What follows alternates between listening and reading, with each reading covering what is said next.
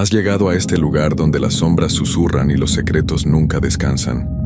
Si deseas seguir entrando a este mundo de oscuridad, deja tu like, suscríbete y cuéntame en los comentarios, ¿desde qué rincón del mundo me escuchas? Quizá no estés tan solo como crees.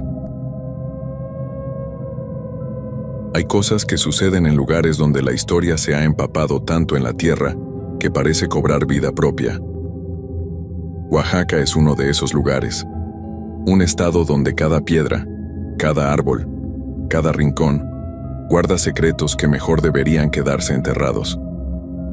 Lo que voy a contarles no es una invención de mi imaginación, es algo que viví en carne propia, algo que cambió mi vida para siempre y que me obligó a alejarme de mi tierra natal. Mi nombre es Roberto Méndez Flores.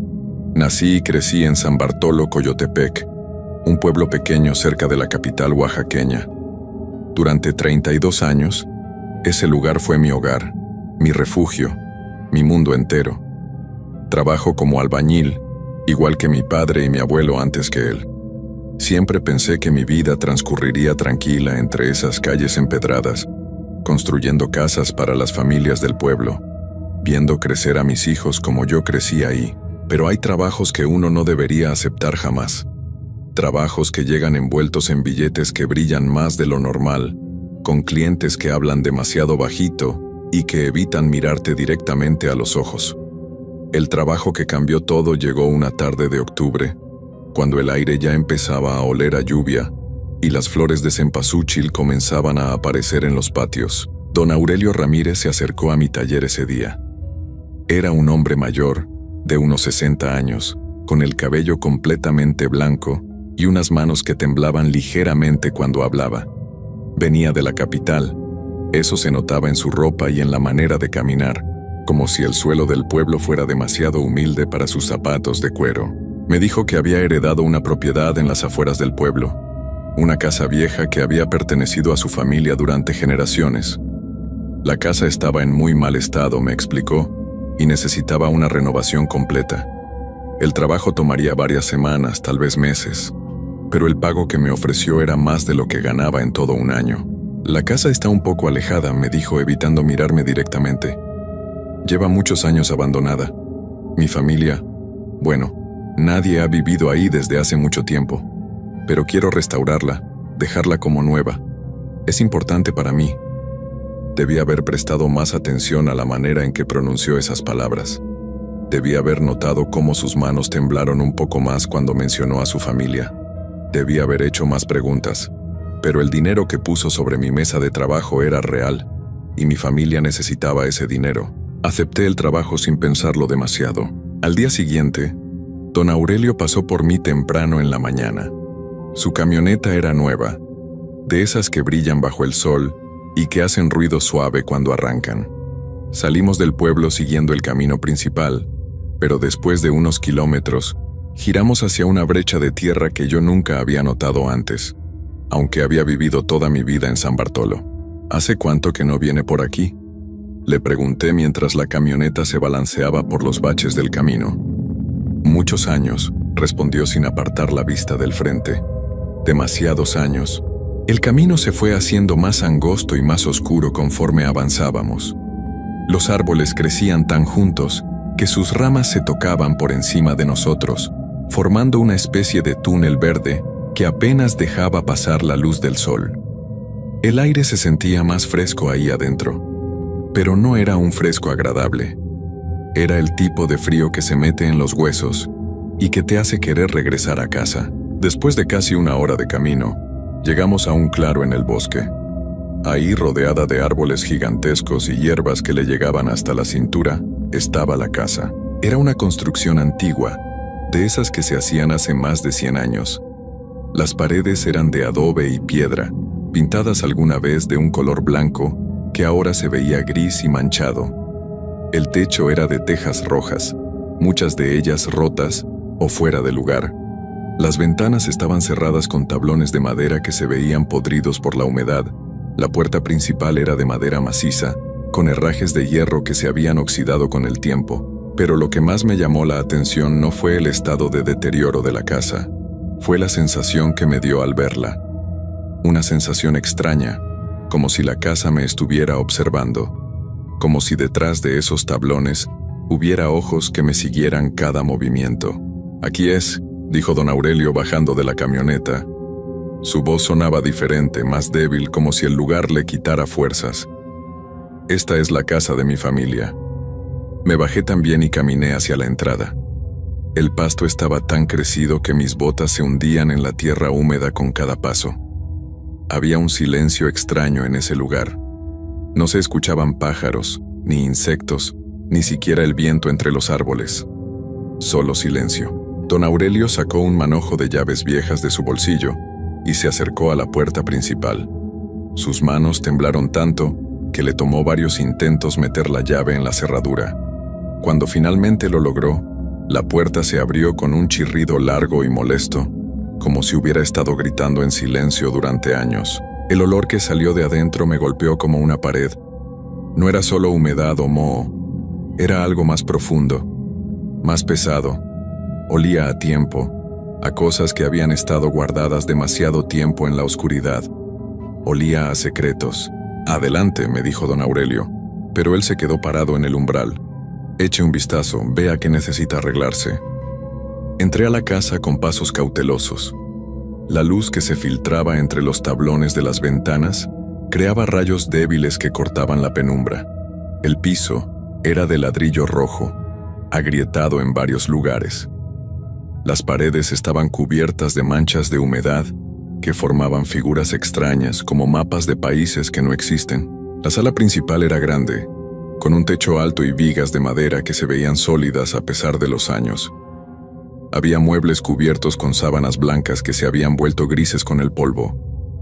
Una chimenea ocupaba gran parte de una pared, y sobre ella colgaba un espejo tan empañado que apenas reflejaba sombras. Pero lo que más me llamó la atención fueron los cuadros. Las paredes estaban llenas de retratos enmarcados, todos cubiertos de polvo pero aún visibles. Eran fotografías de familia, algunas muy antiguas, de esas que se tomaban cuando la gente no sonreía para las cámaras. Hombres con bigotes y trajes oscuros, mujeres con vestidos largos y expresiones serias, niños que parecían demasiado quietos, demasiado formales, y todos, absolutamente todos, tenían los mismos ojos. Unos ojos oscuros, profundos, que parecían seguirte sin importar desde qué ángulo los miraras. «Son mis antepasados», dijo don Aurelio desde la puerta. Seguía sin entrar. «La familia Ramírez ha vivido en esta casa durante 5 generaciones. Todos nacieron aquí, y todos». Se detuvo a mitad de la frase, como si hubiera estado a punto de decir algo que no debía. «¿Todos qué?», pregunté. «Todos amaron mucho esta casa». Terminó, pero su voz no sonaba convincente. Seguí recorriendo las habitaciones. La casa era más grande de lo que parecía desde afuera.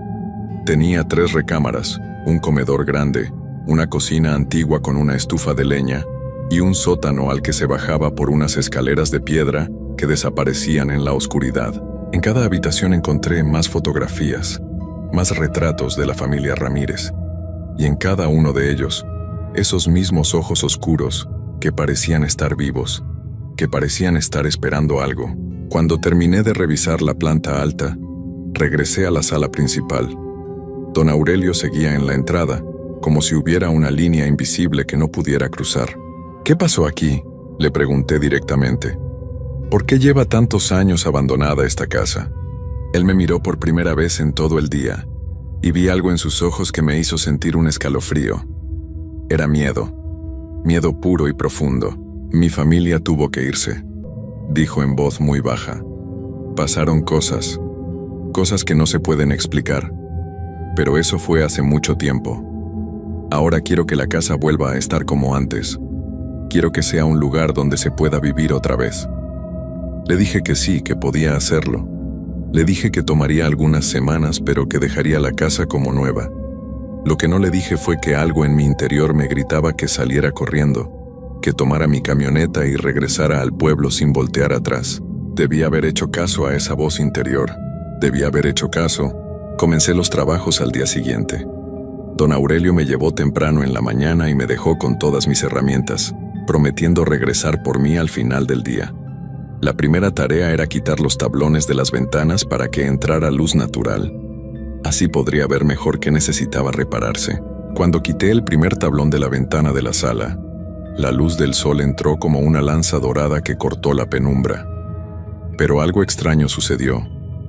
En lugar de hacer que la casa se viera más clara y acogedora, la luz parecía volverse más débil apenas tocaba el interior. Era como si las paredes absorbieran la claridad, como si la casa estuviera hambrienta de oscuridad. Mientras trabajaba, no podía quitarme la sensación de que alguien me observaba. Cada vez que levantaba la vista de mis herramientas, esperaba ver a alguien parado en una esquina, en la entrada de alguna habitación, detrás de alguno de esos retratos. Pero no había nadie. Solo yo y el silencio pesado que envolvía la casa como una manta húmeda. Al mediodía decidí tomar un descanso. Salí al patio trasero para comer los tacos que mi esposa me había preparado. El aire de afuera se sentía completamente diferente. Fresco, limpio, vivo. Fue hasta ese momento que me di cuenta de lo difícil que había sido respirar adentro de la casa, como si el aire mismo estuviera espeso, cargado de algo que no podía identificar. El patio trasero era grande, rodeado de árboles enormes que debían tener décadas creciendo ahí. En el centro había un pozo viejo, de esos que se hacían para sacar agua antes de que llegaran las tuberías al pueblo. Estaba cubierto con tablones de madera carcomidos y una cadena oxidada que lo mantenía cerrado. Mientras comía empecé a escuchar algo extraño. Al principio pensé que era el viento entre las ramas de los árboles, pero no había viento. Parecían voces, susurros muy bajitos que venían de todas partes y de ninguna al mismo tiempo. No podía entender lo que decían, pero sonaban como si fueran muchas personas hablando a la vez, todas en secreto, todas tratando de decirme algo importante. Me acerqué al pozo pensando que tal vez el sonido venía de ahí. Los tablones que lo cubrían estaban tan viejos que podía ver entre las grietas. Puse mi oído cerca de una de esas grietas, tratando de escuchar mejor. Los susurros se hicieron más fuertes. No eran voces del viento. Eran voces reales. Voces humanas que venían de abajo, del fondo del pozo. Hablaban en zapoteco, el idioma de mis abuelos, palabras que yo conocía pero que no había escuchado en años. Decían mi nombre, Roberto, Roberto, Roberto. Como si me estuvieran llamando, invitándome a acercarme más. Me alejé del pozo tan rápido que tropecé con mis propios pies. El corazón me latía tan fuerte que podía escucharlo en mis oídos. Regresé a la casa casi corriendo, pero apenas crucé la puerta, las voces se detuvieron. El silencio regresó, pesado y espeso como siempre. Traté de concentrarme en mi trabajo, diciéndome que había sido mi imaginación, que llevar tantas horas solo en ese lugar me estaba afectando. Pero cada vez que salía al patio, las voces regresaban, y cada vez sonaban más claras, más cercanas, más desesperadas porque las escuchara. Cuando don Aurelio regresó por mí esa tarde, me encontró parado junto a la puerta de entrada, con todas mis herramientas ya guardadas, esperándolo. ¿Cómo le fue?, me preguntó. Bien, mentí. Solo que, ¿sabe usted algo sobre el pozo del patio trasero? Su rostro cambió completamente. Se puso pálido, como si le hubiera preguntado sobre algo que prefería mantener enterrado. No se acerque al pozo, me dijo con una voz que sonaba diferente, más seria de lo que había sonado antes. Está sellado por una buena razón. Ha estado así durante muchos años y debe seguir así. ¿Por qué? ¿Qué hay ahí? Nada, respondió demasiado rápido. No hay nada, solo está viejo y es peligroso. Podría derrumbarse. Concentre su trabajo en la casa, señor Méndez. Solo en la casa. En el camino de regreso al pueblo, ninguno de los dos habló.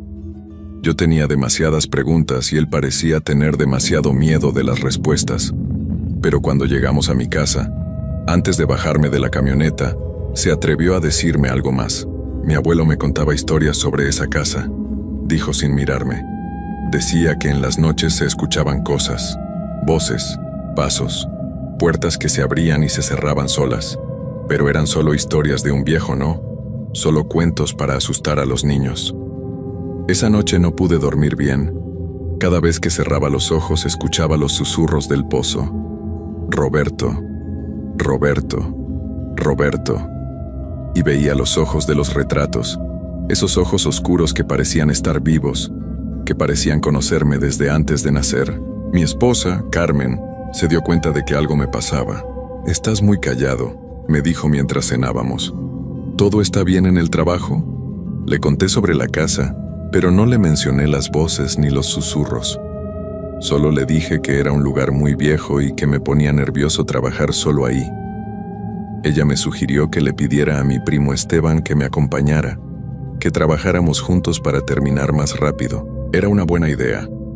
Esteban también era albañil y siempre había sido muy valiente. Además, no creía en fantasmas ni en historias de espíritus. Siempre decía que esas cosas eran inventos de la gente para asustar a los demás. Al día siguiente le propuse a don Aurelio que mi primo me ayudara. Al principio se veía reacio, como si no quisiera que más gente conociera la casa.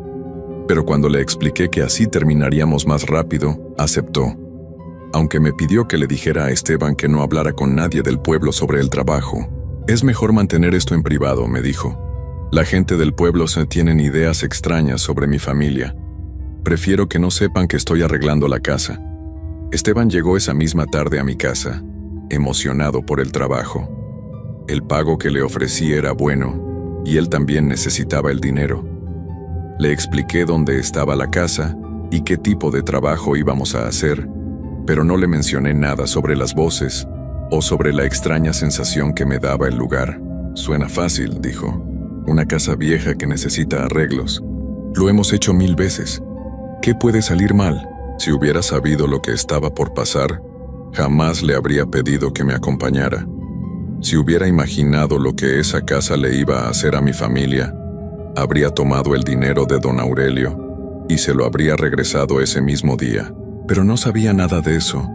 Solo sabía que no quería estar solo en esa casa ni un día más. El tercer día de trabajo, Esteban y yo llegamos temprano. Don Aurelio nos dejó con todas nuestras herramientas y se fue, prometiendo regresar al final del día como siempre.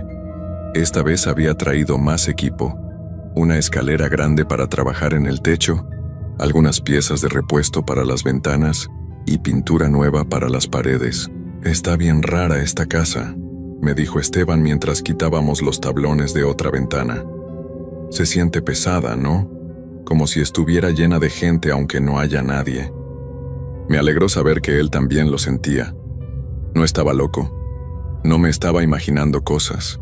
«¿Has escuchado algo extraño?», le pregunté. «¿Cómo qué?». «No sé, voces, susurros, cosas así». Esteban se detuvo en lo que estaba haciendo y me miró con esa expresión que ponía cuando creía que alguien le estaba tomando el pelo. «¿Voces? Roberto, no me digas que le tienes miedo a una casa vacía». «No es miedo», mentí. «Es solo que ayer escuché cosas raras».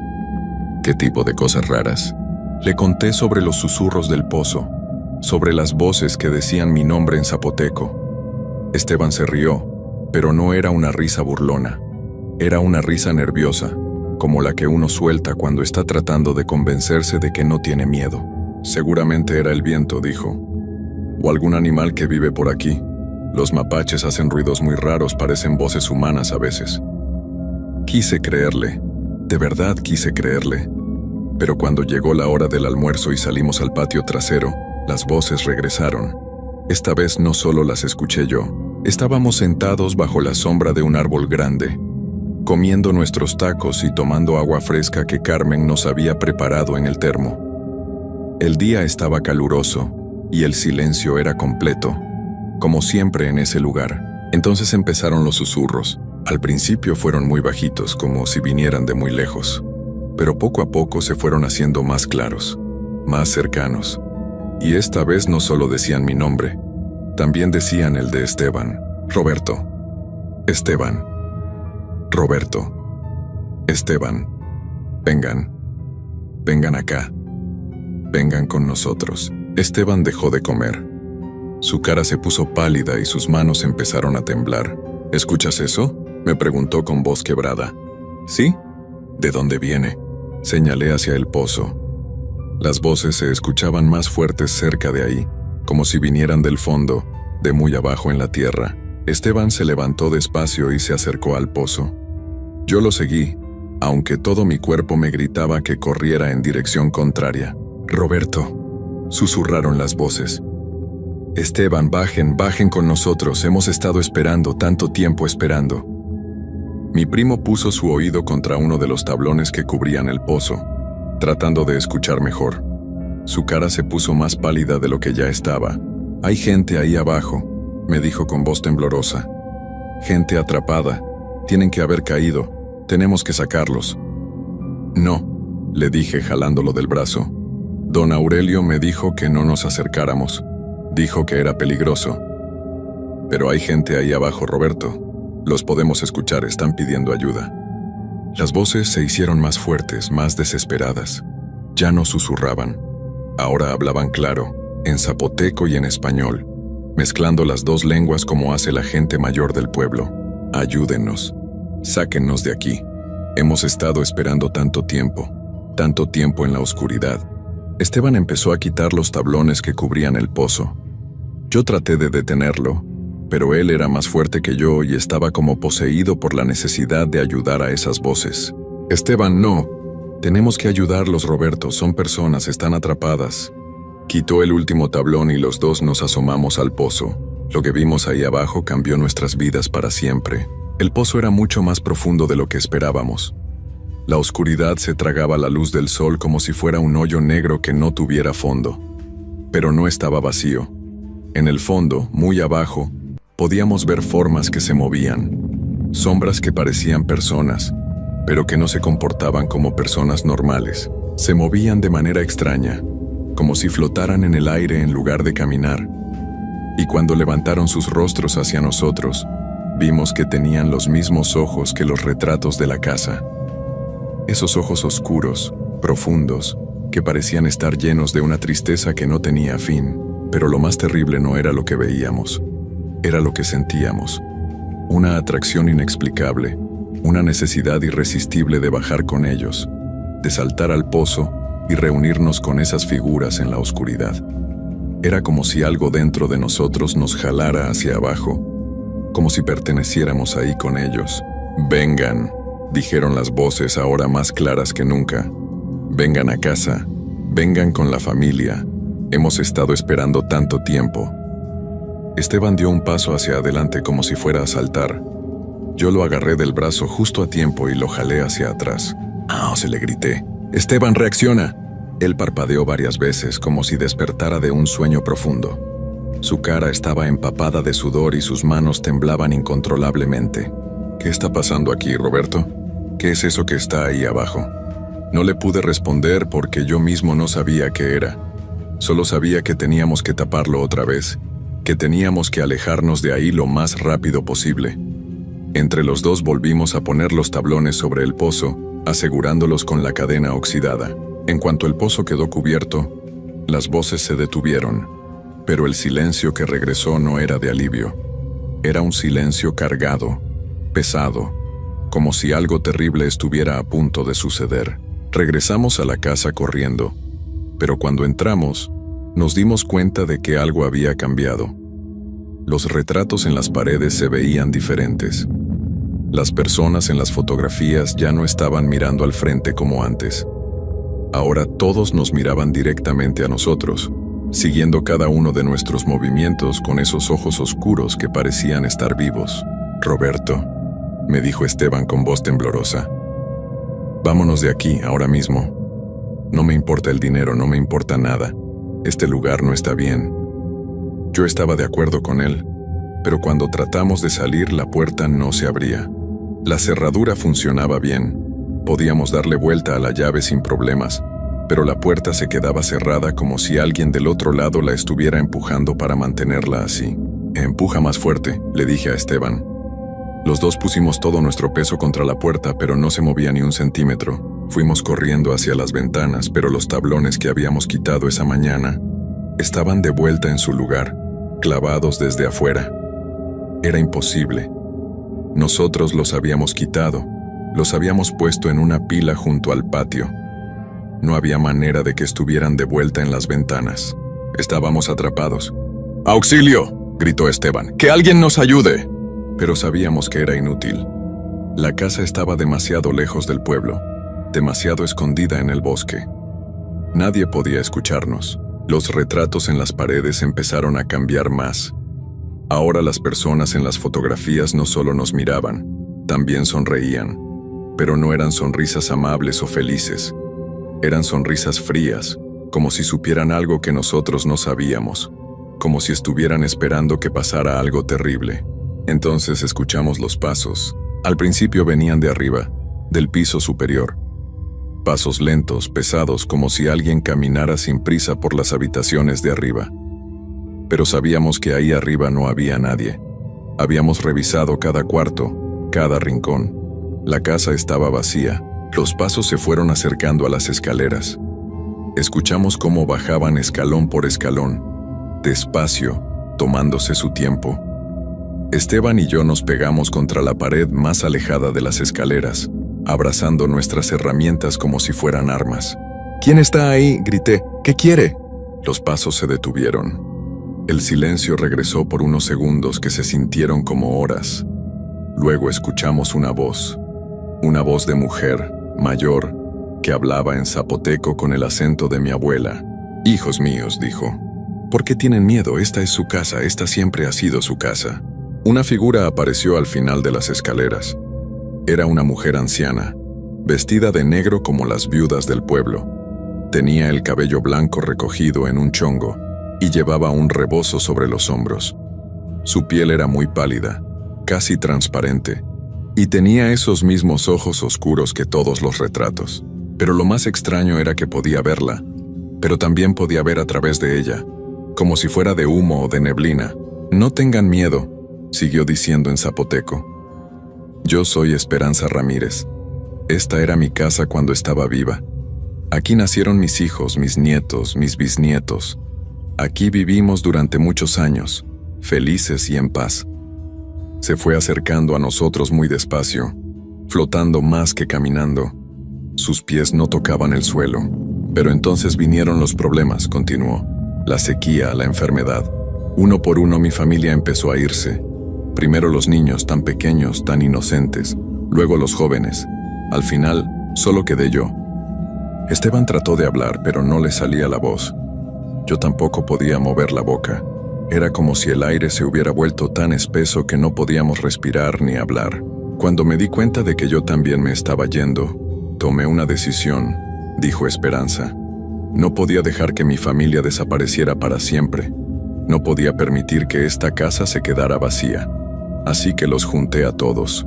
Los llevé al lugar donde podrían estar seguros, donde podrían esperarme. Señaló hacia el patio trasero, hacia donde estaba el pozo. Ahí están todos, mis hijos, mis nietos, mis bisnietos, esperándome. Esperando que alguien venga a hacerles compañía. Han estado solos tantos años, tan solos en la oscuridad. La temperatura de la habitación bajó de repente. Podíamos ver nuestro aliento cuando respirábamos como si estuviéramos en el invierno más frío del año. «Ustedes vinieron a arreglar la casa», siguió diciendo Esperanza. «Qué bueno. Pero para que la casa esté completa otra vez, necesita tener familia. Necesita tener gente que la habite, que la ame, que nunca se vaya». Más figuras empezaron a aparecer. Salían de las paredes, de los retratos, del aire mismo. Hombres, mujeres, niños, todos vestidos con ropa de diferentes épocas, todos con esos ojos oscuros, todos flotando como si fueran de humo. «Bienvenidos a la familia», dijeron todas las voces al mismo tiempo. «Bienvenidos a casa». Esteban finalmente logró hablar. «Nosotros no pertenecemos aquí», dijo con voz quebrada. «Nosotros tenemos nuestras propias familias, tenemos nuestras propias casas». «Ya no», respondió Esperanza. «Ahora pertenecen aquí, ahora son parte de nosotros». Las figuras se fueron acercando, formando un círculo alrededor de nosotros. Podía sentir cómo el frío que venía de ellas me calaba hasta los huesos. Podía sentir cómo mi propia fuerza se iba yendo, como si me la estuvieran robando poco a poco. «No se resistan», susurraron todas las voces. «Es mejor si no se resisten. Duele menos si se dejan llevar». Esteban cayó de rodillas. Sus ojos se estaban poniendo opacos, como si se estuviera desvaneciendo por dentro. Yo sabía que me estaba pasando lo mismo. Podía sentir cómo algo dentro de mí se iba apagando, como una vela que se consume poco a poco. Entonces recordé algo que me había dicho mi abuela cuando era niño. Algo sobre los espíritus y cómo protegerse de ellos. Saqué de mi bolsillo la medalla de la Virgen de Guadalupe que siempre llevaba conmigo, la que me había regalado mi madre el día de mi primera comunión. Virgen Santa, susurré con la poca voz que me quedaba. Protégenos. La medalla empezó a brillar con una luz suave pero intensa. Las figuras que nos rodeaban retrocedieron, como si la luz las quemara. «¡Esteban!», le grité. «¡Esteban, levántate!». Mi primo abrió los ojos y vio la luz de la medalla. Entre los dos nos las arreglamos para llegar hasta la puerta. Esta vez sí se abrió, como si la luz hubiera roto lo que la mantenía cerrada. Salimos corriendo hacia el bosque, sin voltear atrás, sin detenernos. Corrimos hasta que nuestros pulmones se quemaron, hasta que nuestras piernas no pudieron más, hasta que llegamos al camino principal. Don Aurelio estaba ahí, esperándonos en su camioneta. Pero cuando nos vio llegar corriendo, con la cara llena de terror, su expresión cambió. Ya no se veía como el hombre nervioso que nos había contratado. Ahora se veía satisfecho. «¿Ya terminaron?», nos preguntó con una sonrisa extraña. «¿Usted sabía?», le grité. «¿Usted sabía lo que había en esa casa?». «Por supuesto que sabía», respondió tranquilamente. «Esperanza Ramírez es mi bisabuela, y ustedes iban a ayudarla a completar la familia otra vez». «Está loco», le gritó Esteban. «Esa casa está embrujada, esa gente está muerta», lo interrumpió don Aurelio. «Han estado muertos durante décadas, pero siguen ahí esperando, siempre esperando que alguien venga a hacerles compañía». Nos subimos a la camioneta sin que él nos lo pidiera. Solo queríamos alejarnos de ahí lo más rápido posible, pero durante todo el camino de regreso al pueblo, don Aurelio siguió hablando. «Mi bisabuela Esperanza era una mujer muy inteligente», nos dijo. Cuando se dio cuenta de que toda su familia se estaba enfermando, de que todos iban a desaparecer, decidió que era mejor mantenerlos unidos. Los envenenó a todos, uno por uno, con plantas que conocía del bosque. Los puso en el pozo para que estuvieran juntos para siempre. «¿Por qué nos está contando esto?», le pregunté. «Porque necesito que entiendan que no pueden hablar de lo que vieron. Nadie les va a creer, pero si insisten, si siguen contando la historia, mi bisabuela va a ir a buscarlos. Va a ir a sus casas, va a encontrar a sus familias». Su voz se había vuelto fría, amenazante, y cuando eso pase, van a desear haber aceptado su invitación desde el principio. Nos dejó en el pueblo y se fue sin decir nada más. Esa noche Esteban vino a mi casa. Los dos estábamos demasiado asustados para estar solos. «¿Qué vamos a hacer?», me preguntó. «No lo sé», le respondí. «Pero tenemos que irnos de aquí, tenemos que irnos lejos». Esa fue la última noche que pasé en San Bartolo, Coyotepec. Al día siguiente, muy temprano, desperté a Carmen y a mis hijos. Les dije que teníamos que irnos, que había conseguido trabajo en otra ciudad. No les expliqué la verdad. No les podía explicar la verdad. ¿Cómo le dices a tu esposa que tienes que abandonar todo lo que conoces porque una casa llena de espíritus te va a perseguir hasta que te unas a ellos? Carmen no entendía por qué teníamos que irnos tan rápido, por qué no podíamos esperar aunque fuera una semana para organizarnos mejor. Pero cuando vio mi cara, cuando vio el terror en mis ojos, no hizo más preguntas. Solo empacó lo más necesario y se subió a nuestra camioneta vieja con los niños. Esteban también se fue ese mismo día. Se llevó a su familia hacia el norte, hacia Tijuana, donde tenía un hermano que le podía conseguir trabajo. Antes de irse, vino a despedirse. «¿Crees que nos van a seguir?», me preguntó. «No lo sé», le respondí.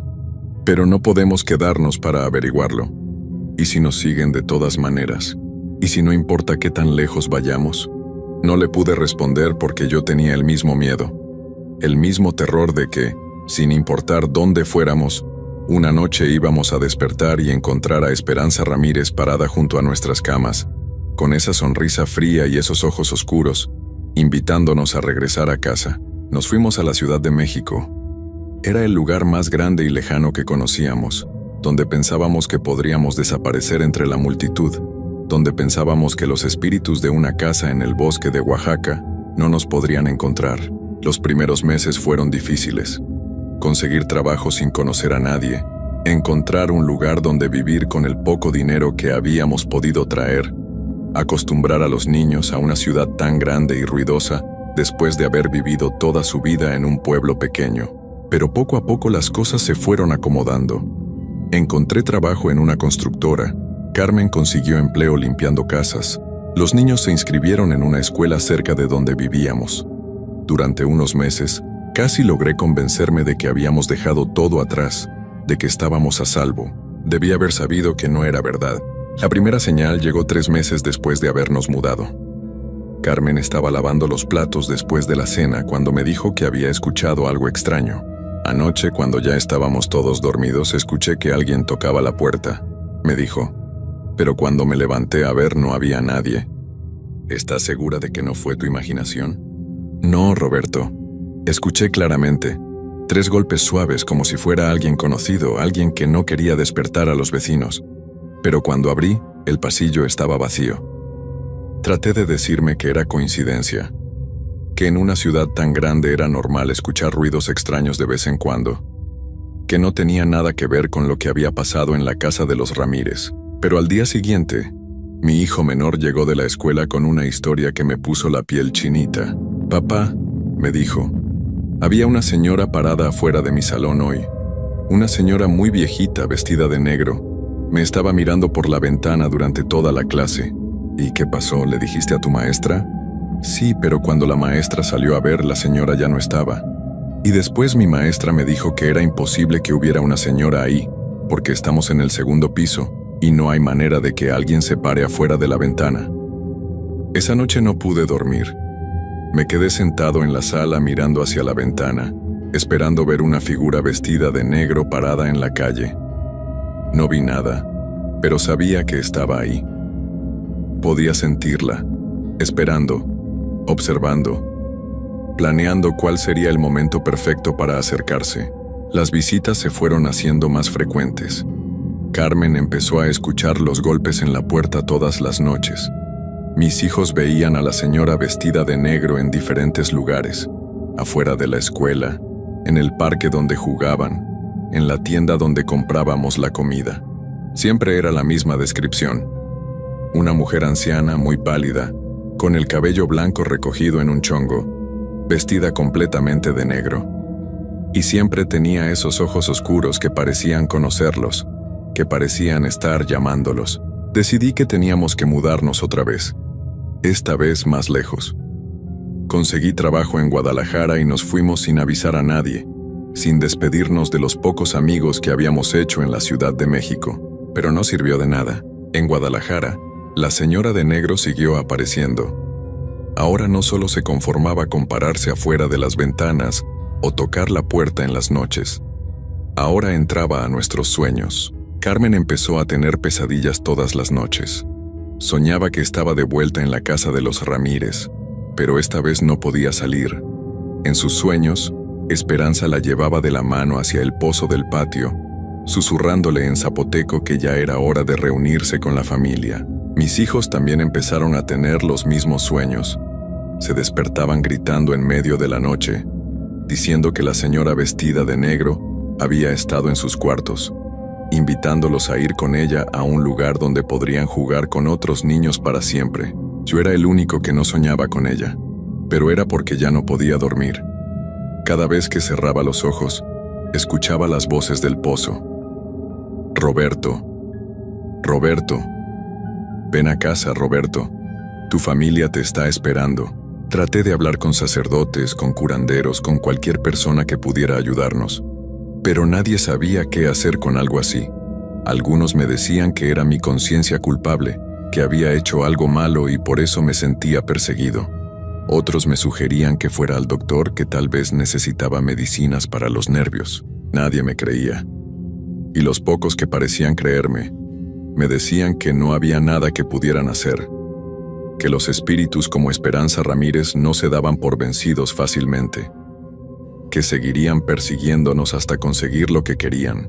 Nos mudamos 5 veces en 2 años, de Guadalajara a Monterrey, de Monterrey a Puebla, de Puebla a Veracruz, de Veracruz a Mérida. En cada ciudad era lo mismo. Los primeros días de calma, la esperanza de que esta vez sí habríamos logrado escapar. Y después, las visitas de la señora de negro. Pero lo peor no era que nos siguiera a donde fuéramos. Lo peor era ver cómo mi familia se iba desmoronando poco a poco. Carmen empezó a perder peso. No podía comer, no podía dormir, no podía concentrarse en nada. Se la pasaba mirando por la ventana, esperando ver a Esperanza Ramírez parada en la calle. Los médicos decían que era depresión, pero yo sabía que era algo mucho peor.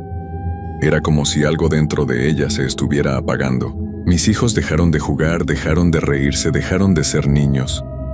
Se volvieron callados, asustadizos, siempre mirando por encima del hombro como si esperaran que alguien los siguiera.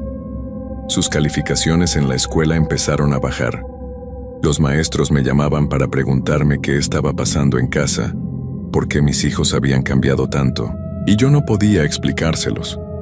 No podía decirles que mis hijos vivían con terror constante, porque los espíritus de una familia que había vivido hace décadas en una casa abandonada de Oaxaca no los dejaban en paz. Al final mi familia no pudo soportar más. Carmen me dijo una mañana, después de otra noche sin dormir, que no podía seguir así, que se llevaba a los niños con su hermana a Estados Unidos, donde pensaba que podrían estar más seguros. «Ven con nosotros», me suplicó. «Podemos empezar de nuevo en otro país, podemos dejar todo esto atrás». Quise irme con ellos. Quise tomarlos de la mano y correr lo más lejos posible.